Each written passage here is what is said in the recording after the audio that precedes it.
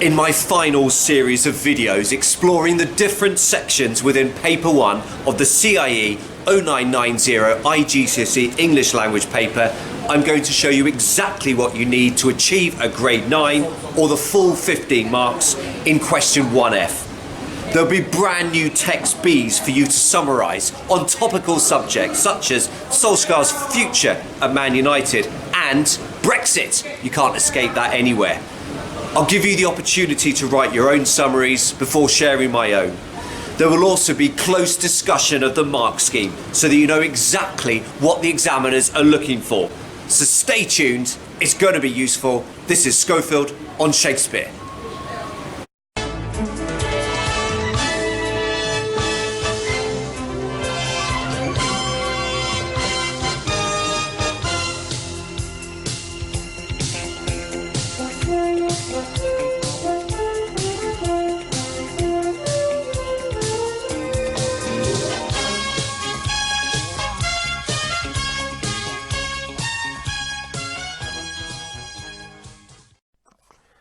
Here's how the question is summarised within the syllabus.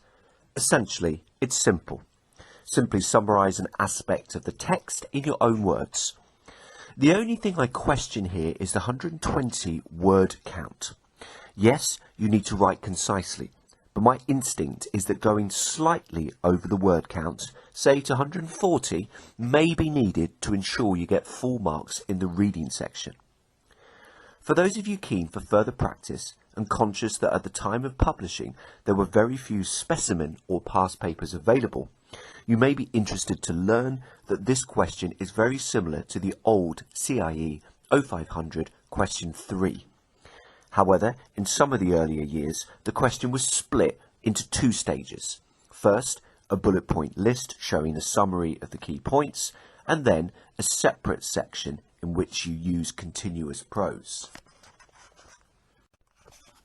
4. As with question 3, this question is marked for both reading and writing. I would talk through the mark schemes in more detail as I go through this video, but essentially every sentence you need to write must be a concise summary of an aspect of the text using your own words. The mark scheme asks you to demonstrate an understanding of a wide range of relevant ideas. My pupils always ask me this question: how many points do I need to include from the text within my answer? Well, it's difficult to give an exact figure, but I normally say aim for 9 or 10 points. The specimen paper for 2020 listed a total of 12 possible points for this question, and you clearly want to incorporate as many of these as possible.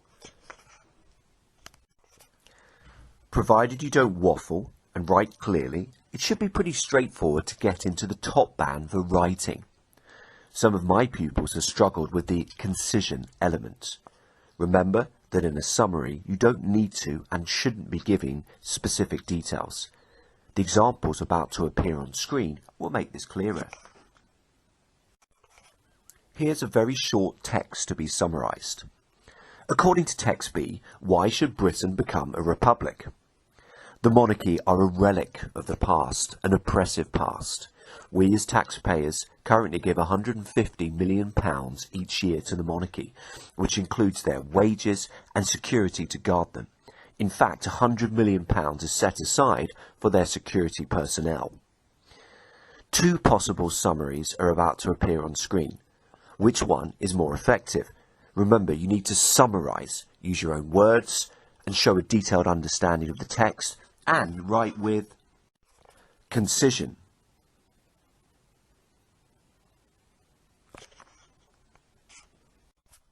First summarised sentence. Britain should become a republic because the taxpayer has to pay a whopping £150 million each year for their upkeep and particularly their security.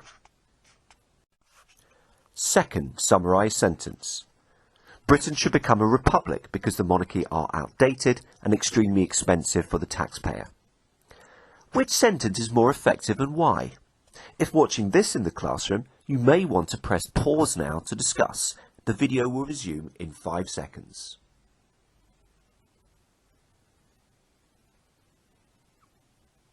Both responses are clearly written using the candidate's own words. However, should a summary include or need to include the figure of 150 million?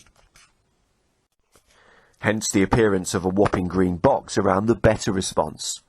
We shouldn't include statistics because in doing so, we are simply quoting, not summarising.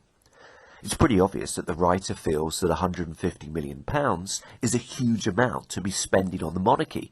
Hence, it is sufficient to summarise this within the phrase extremely expensive.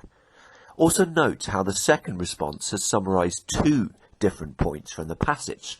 Relic of the past and oppressive past has been simply summarised as the monarchy being outdated. Time now to introduce you to the first text to be summarised. It's about Manchester United's football manager, Ole Gunnar Solsjkear. As you might expect, Monday mornings become even gloomier after more dropped Manchester United points. Ole Gunnar Solskjaer's points haul since becoming permanent manager is inferior to all of the post-Sir Alex Ferguson managers, yes, even David Moyes. Hell, even the recently chopped former Arsenal manager Unai Emery, due to results and performances not being at the level required, picked up more points than our increasingly greyer and delusional Norwegian. Even that is not the most infuriating bugbear this morning. It is the little appetite for another change, and the sheer refusal from the United suits to accept that aforementioned statement delivered by the Arsenal board refers to United in at least equal, if not bigger, measure. Solskjaer is adamant that there will not only be an upturn in form, but even United could go on a Ferguson-esque classic winter's run of churning out wins. Forgive me, but how on earth has he come to that conclusion when his record since becoming permanent manager has barely seen consecutive wins and has the recurring one step forward, two back feel? The fear factor has long been extinguished at Old Trafford, Manchester United's ground. But teams like Aston Villa, who this time last season were hurling cabbages at their manager, are turning up and not feeling daunted at the once fearsome prospects. Maulings in the Lions' Den have been replaced by relaxing 90-minute stints at a petting cafe, as Villa barely felt perturbed in avoiding defeat at Old Trafford for the first time since 2009. How much more sobering a season does this have to be before the suits wake up and smell the coffee that the fans paying hard-earned money are not getting sufficient value for said expenditure? Well, the nauseating facts are this: 22 points behind, well, you know who, and United are closer to the relegation zone than the top four, which is quickly disappearing out of sight. And here's the question. According to Text B, why should Ole Gunnar Solskjaer lose his job at Manchester United? You must use continuous writing, not note form, and use your own words as far as possible. Your summary should not be more than 100 words. Up to 10 marks are available for the content of your answer, and up to 5 marks for the quality of your writing.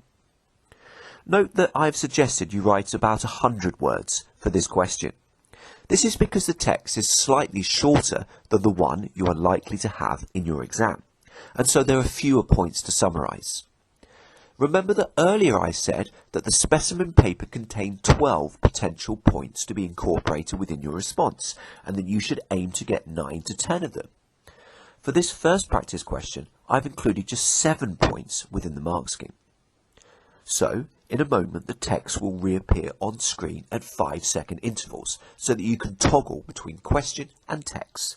It's time to grab your pen and to write a summary of why poor Solskjaer should lose his job at Manchester United. Remember that you should not use any of your prior knowledge, but concisely summarise information provided from the text in your own words. So press pause now.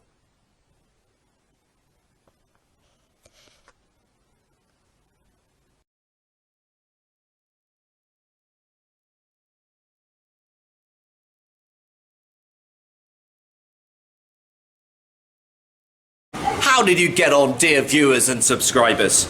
Are you peering down triumphantly at a sheet of paper containing approximately 100 words of a clearly written, concise summary? The mark scheme will contain the best fit reading and writing grids shown at the beginning of the video. but it will also contain something labelled indicative reading content with some suggested points. I always ask my pupils to cross-reference their own response with the points listed in this section.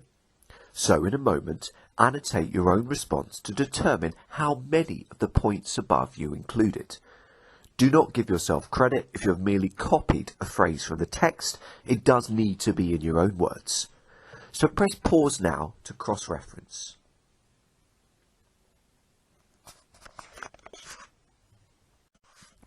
Here's my summary. Solsjkear should lose his job at Manchester United because he has accumulated fewer points than all recent United managers, as well as the sacked former Arsenal manager. Consequently, the team is closer to the bottom of the league than the top.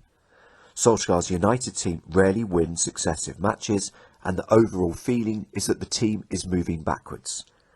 Other football teams are no longer scared of playing at United Stadium. Supporters work hard to pay for football tickets, and they are not getting value for money. How does this response compare to your own? Let's analyse this response by referring to individual strands of the reading and writing mark schemes. First, the writing mark scheme, which, remember, is out of 5. I've included 2 points from the passage within the same sentence and have summarised rather than given details. There was no need to mention the Arsenal manager's name of Unai Emery, for instance. Your response needs to be well organised. Note that I've not just taken every single point in chronological order from the text, but I've recognised that the point about Man United being nearer the relegation places works well after my point about the team having accumulated a woeful number of points. And it looks to me as though there is some crossover between the reading and the writing mark schemes. The writing mark scheme asks for good organisation. The reading says that your points need to be skillfully selected, which is what I have done here by repositioning the point about Man United being nearer to the relegation positions. You need to demonstrate understanding of a wide range of relevant ideas. Notice how short these final 2 sentences are, just 12 and 16 words respectively. The point about other football teams not being scared about playing at Old Trafford has been taken from a much longer, far more elaborate paragraph, which references Aston Villa's own previous battles with their manager and uses imagery about maulings in lions' dens. None of this is needed within a summary. Time for another practice. And it's actually the second half of the same article used with your first practice. Remember that a printable exam paper is available to use with this video, which contains all texts and questions. Email me at schofieldonshakespeare@gmail.com if you would like a copy of this. It's all well and good using the flowery worded long-term vision and rebuild, but that should not make the current a write-off or excuse for abject performances. Who in their right mind would even want to come to this United side in January or summer when they are limping through quicksand? There has to be evidence of progression, but sadly there is more evidence to the contrary. Solskjaer's vision and recruitment have been positives admittedly, but that shouldn't grant him immunity from criticism for some very questionable in-game decisions. Leaving it past 70 minutes to make a change against Villa, starting Juan Mata and Andreas Pereira, and leaving it until the death to bring on forward Mason Greenwood. It makes me wonder just what input United to the core duo Mike Phelan and Michael Carrick are having his assistants. There can be no doubt about it. They know the principles United need to show to their fans and to be successful, but we are seldom seeing those values. Solskjaer is still a relative novice in the dugout, and he could do with the co-man stepping up and help wrestle United out of this predicament. One of the supposed plus points this season was United looking more solid at the back. Does that factor in 8 goals shipped against all the promoted teams from last season? If anything, United's defence is getting worse by the game. Harry Kane and Dele Alli could hardly have a better incentive to wake up in the morning than face our flailing defence. They all need to do more, much more, especially the £80 million Harry Maguire, who was meant to remedy much of United's defensive ills. And it could get even worse yet. United's next two fixtures are Tottenham, whose resurgence under Jose Mourinho was to be expected, and he will have the wounded animal approach, which spells danger, followed by a trip to the defensively vulnerable but attacking-minded Manchester City. United could well be hovering over the drop zone if the likely 2 losses do happen. But you know what? Even then, there would be a mad defiance that things are rosy in United's garden, and Solsjkear will not lose his job. While Liverpool are standing on the beach looking out to the inevitable silverware on the horizon, it cannot get more sickening. United are burying their head in the sand, looking for divine intervention, rather than being an expectation that things will pick up. Wake up! If this season's theme continues, we will be mid-table at best. I hear some fans say, this is where we are now. That doesn't mean it should be acceptable. We are Manchester United. For all the revenue and infrastructure at the club, this is not good enough, period. And I've gone for the same question. According to text B, why should Ole Gunnar Solskjaer lose his job at Manchester United? On this occasion, it's worth knowing that I have listed 9 different points from the text within the mark scheme. And so once again, I've slightly reduced the suggested word count to 100 words. How many points can you incorporate within your summary? The text will follow at 5-second intervals. Grab your pen and press pause now.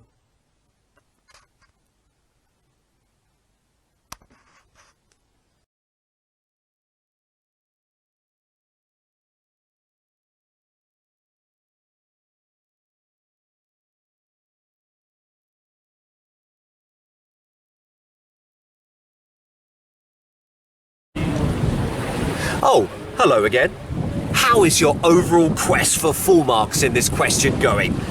Do you feel this response is an improvement on your first summary? That should be the aim. Here are the points from the indicative reading content section of the mark scheme. As before, cross-reference these points with your own response. How many did you manage to include? Press pause now.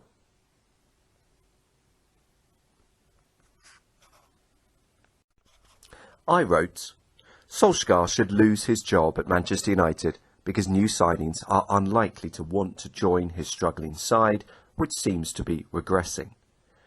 His decisions during matches have frequently been poor, highlighting his inexperience, and he doesn't seem to be getting the best out of his 2 assistants.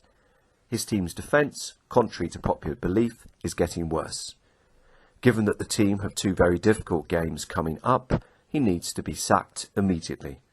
Liverpool's success makes United's failures even more painful, and it is frustrating that Solskjaer doesn't seem to have a coherent plan to improve the situation. Press pause now if you want to spend a bit of time comparing your response with my own.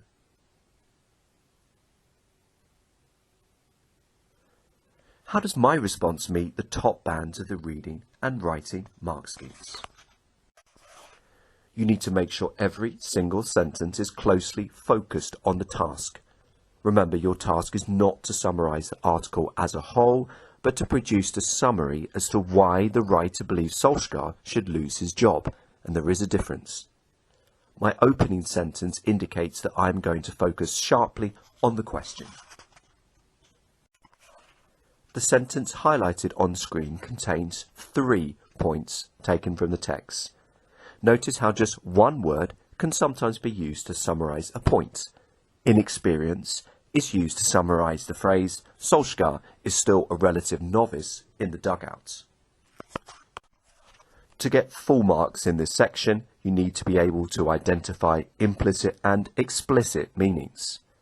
It is clear that the writer is explicitly criticising Mike Phelan and Michael Carrick's lack of impact, but implicitly criticising Solskjaer for failing to get the best out of them.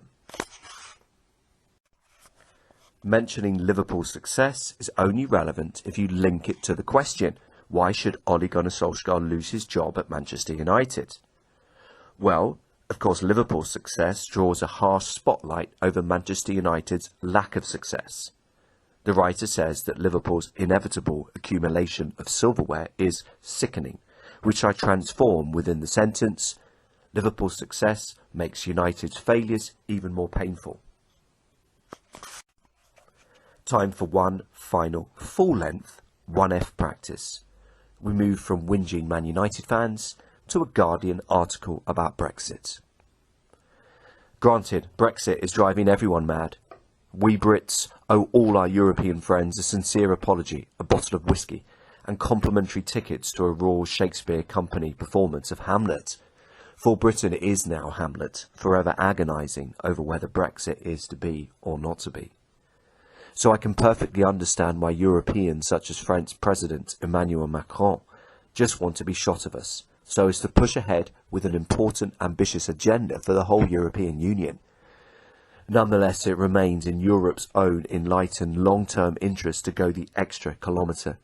This means, concretely, that if the British Parliament does not improve Boris Johnson's New Deal this week, the EU should offer an Article 50 extension, as formally requested in the letter sent, though childishly not signed by Johnson.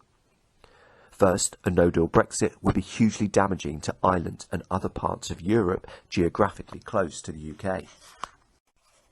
Secondly, it would be better for the long-term future of Europe if the UK stayed in the EU. There is no good outcome to Brexit, but the least worst way forward is for Britain to vote in a second referendum to remain.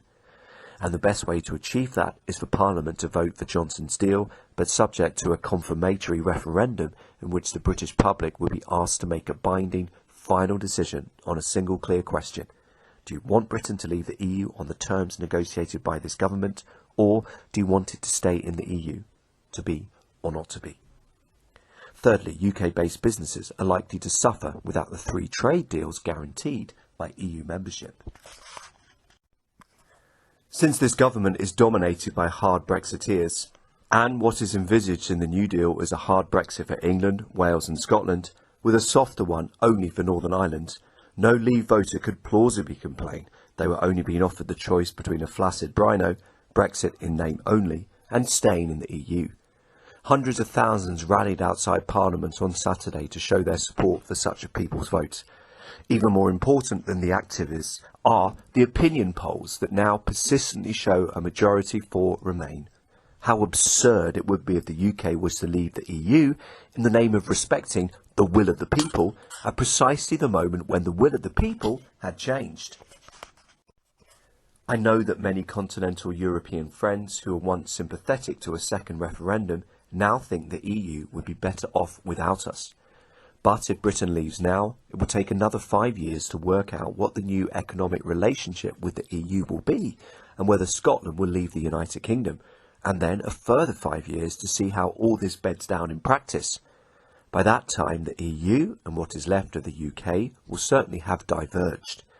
Britain will be worse off economically than it might have been, but probably not so badly off that stubborn English voters in particular would swiftly choose to return. If Brexit goes badly for the UK, that will ensure a thoroughly unhappy and bad-tempered relationship across the Channel, negatively affecting the vital cooperation on foreign and security policy.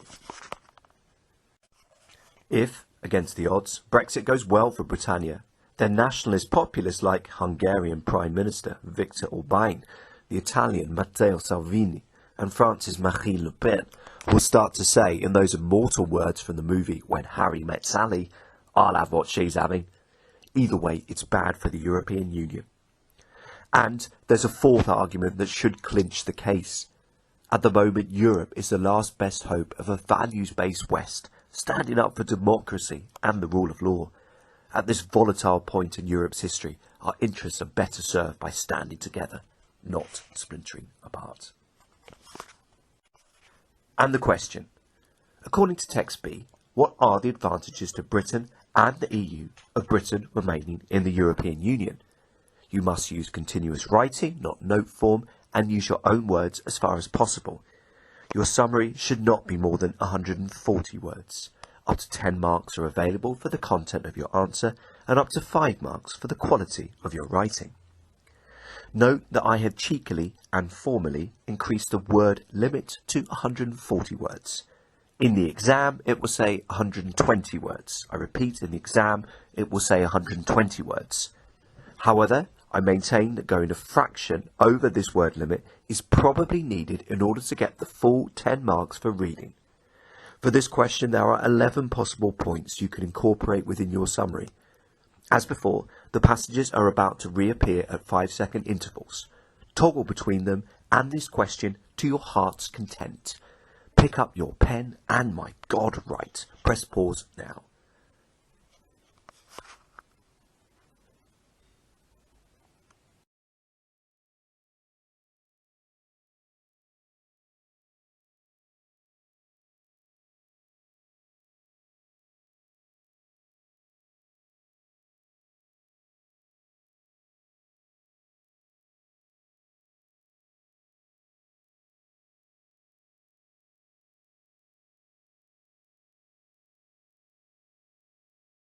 I'm back again. As before, I will show you my recreated indicative reading content and my own summary.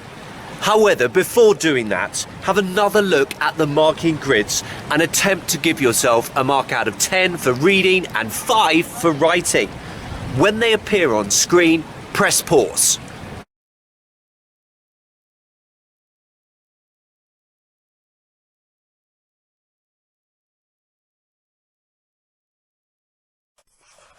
Here are the first 6 points within the indicative reading content of the mark scheme. Read them through and cross-reference your own response. How many have you incorporated? Press pause now.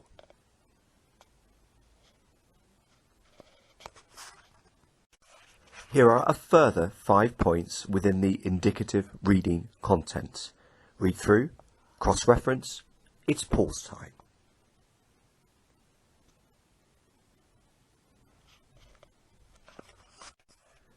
And here's my response. Britain remaining in the European Union would be advantageous to both Britain and European countries in the long term.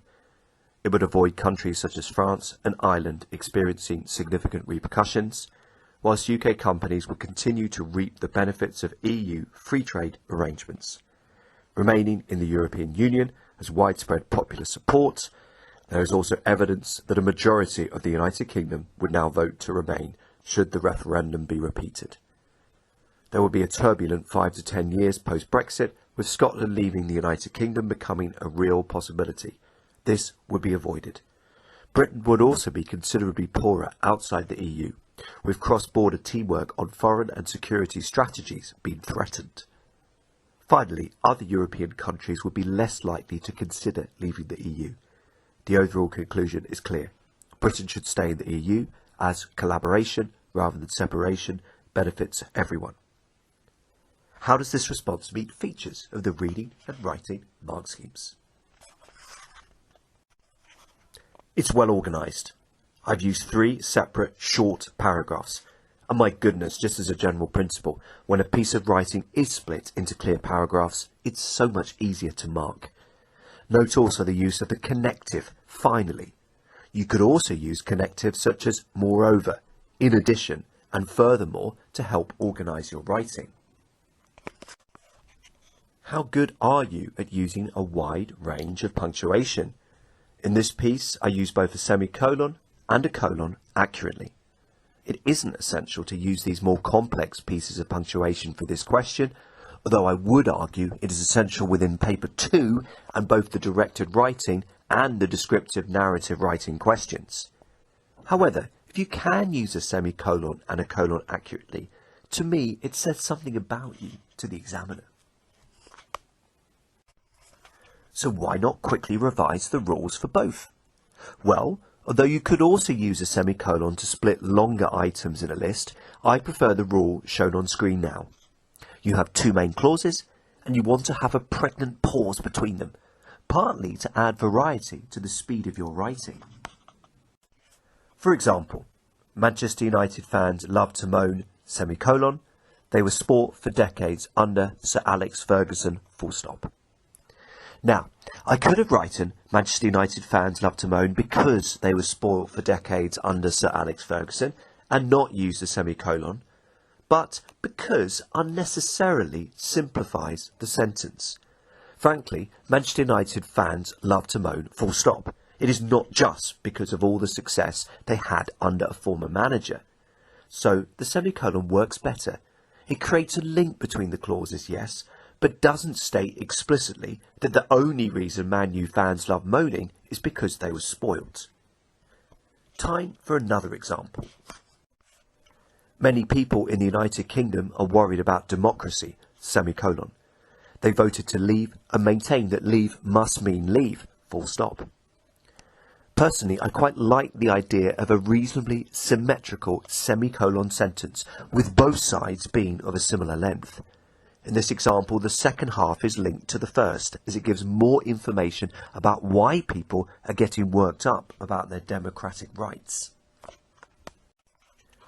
Remaining in the European Union has widespread popular support, semicolon.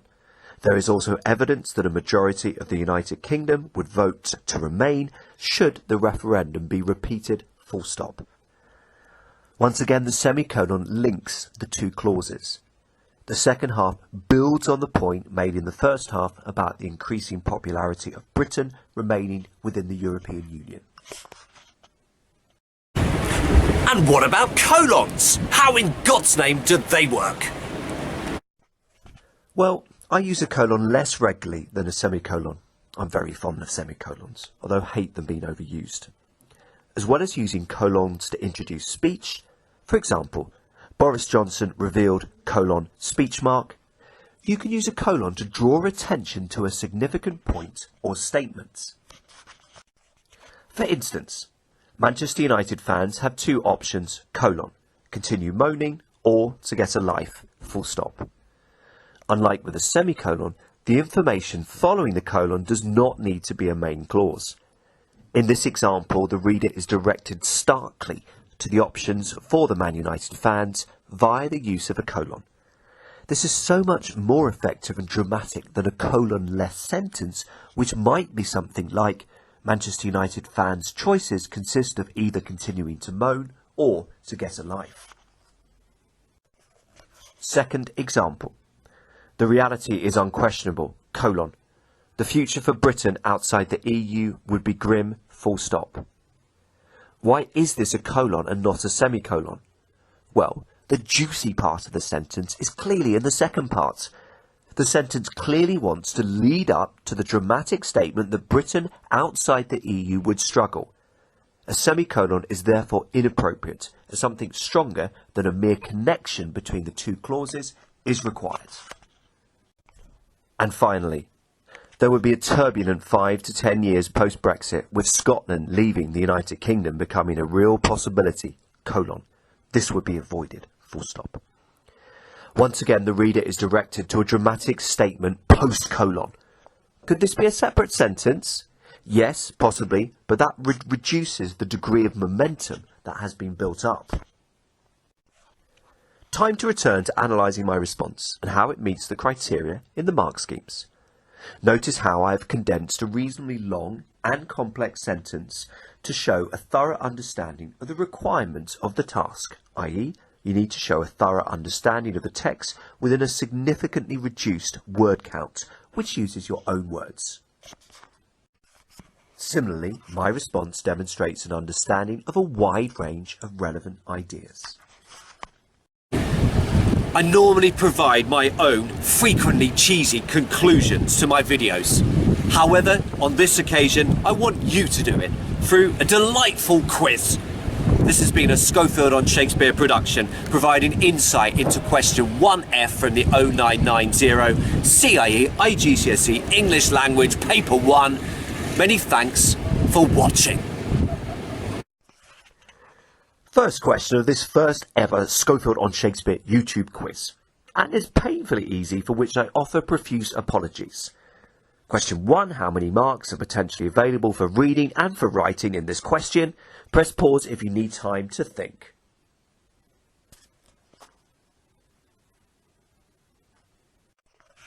Reading 10, writing 5. Question 2. What word has been missed out here? Within the writing mark scheme, the top band requires a relevant response that is expressed clearly, fluently and mostly with. Press pause to write down your response.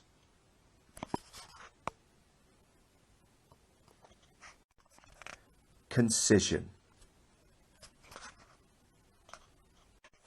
Question 3, keen quizzes. Reading mark scheme now. What adverb has been omitted? Press pause to write down your response.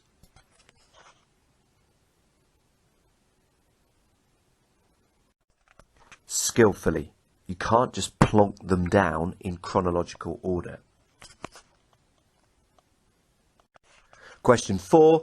Even without seeing the passage, you should be able to identify a huge problem with a sentence shown on screen. What is it? Press pause now to write your response.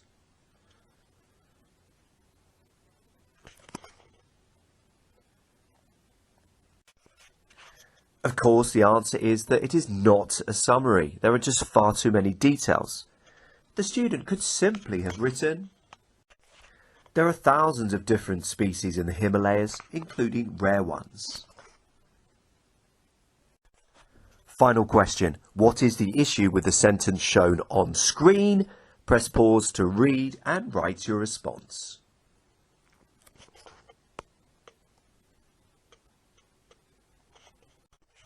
Of course, this sentence does not make sense and clearly hasn't been proofread. This will impact upon the pupil's overall writing mark.